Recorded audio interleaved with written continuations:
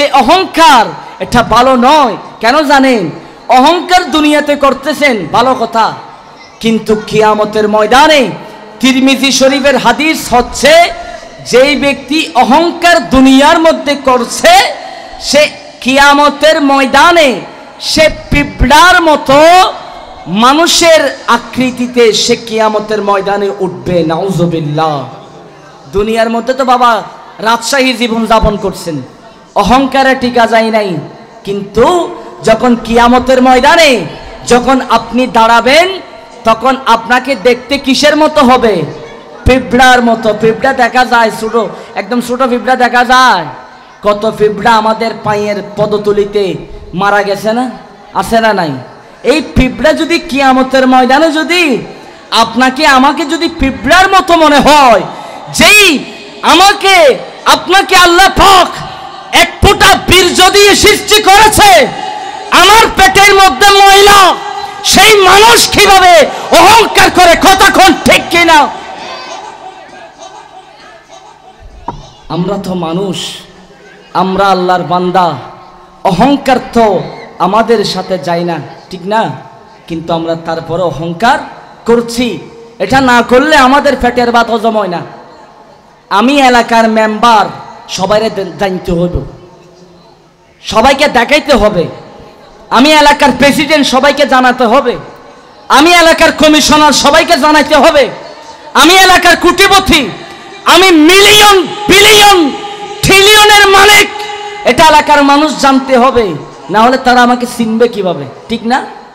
এরকম অহংকারকারী ব্যক্তি কিয়ামতের ময়দানে পিঁপড়ার মতো কিয়ামতের ময়দানে উঠবে। হঠাৎ করে কিছু মানুষ পয়সাওয়ালা হইলে সে আর দুনিয়াদারি চিনে না, সে দিনের রাত মনে করে, রাতের দিন মনে করে। এসির ভিতরে একবার ঢুকতে পারলে হইছে, আর কারোর সাথে সাক্ষাৎ নাই। হঠাৎ পয়সাওয়ালা, সে পয়সাওয়ালা হওয়ার কারণে তার ভিতরে এমন দাম্ভিকতা এসে গেছে, সে নিজের বাইরে চিনে না, নিজের বোনকে চিনে না, নিজের মারে চিনে না, নিজের বাবাকে চিনে না, নিজের আত্মীয় স্বজন চিনে না, পাড়া প্রতিবেশী চিনে না, এলাকাবাসীকে চিনে না। তাহলে তোমার এই টাকার দামটা রইল কোথায়? সে বলছে, আমি এত কষ্ট করে আমি আজকে কোটিপতি হইলাম, আমি যদি মানুষের সাথে সম্পর্ক রাখি আবার তাদেরকে টাকা দিতে হইব। ভাই একটা গরিব, ভাইয়ের সাথে সম্পর্ক রাখে নাই। বোন একটা গরিব, বোনের সাথে সম্পর্ক রাখে না। কেন? বোনকে টাকা দিতে হবে, ভাইকে টাকা দিতে হবে। মারে কি করে জানেনি? মা এবং বাবাকে বৃদ্ধাশ্রমে সুন্দর করে ভর্তি করাই দেয়। কোথায় ভর্তি করাই দেয়? বৃদ্ধাশ্রমে দিয়ে আসে। অহংকারের কারণে। অহংকার যদি চলে আসে, আপনাকে মানুষকে মানুষের মতো লাগবে না, মানুষকে আপনাকে হাইওয়ানের মতো আপনি ব্যবহার করবেন, মানুষকে তুচ্ছ তাচ্ছিল্যভাবে আপনি ব্যবহার করবেন। সেজন্য টাকা পয়সা যদি হয়, টাকা পয়সা যদি আসে, আপনারা আপনাদের মাদেরকে, আপনার বাবাকে আপনি হজ করাবেন, উমরা করাবেন।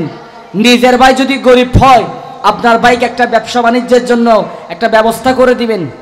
আপনার বোন যদি গরিব, একটা স্বামীর সাথে ফ্যামিলিতে যদি জয়েন হয়ে যায়, আপনার বোনকে আপনি সাহায্য সহযোগিতার হাত বাড়িয়ে দিবেন।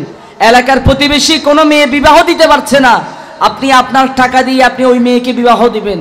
কোনো ছেলে বিবাহ করতে পারছে না, তাকে বিবাহ শাদীর বন্দোবস্ত করে দিবেন। তাহলে বোঝা যায় আপনার থেকে টাকা থাকার পরও আপনি অহংকার করেন নাই।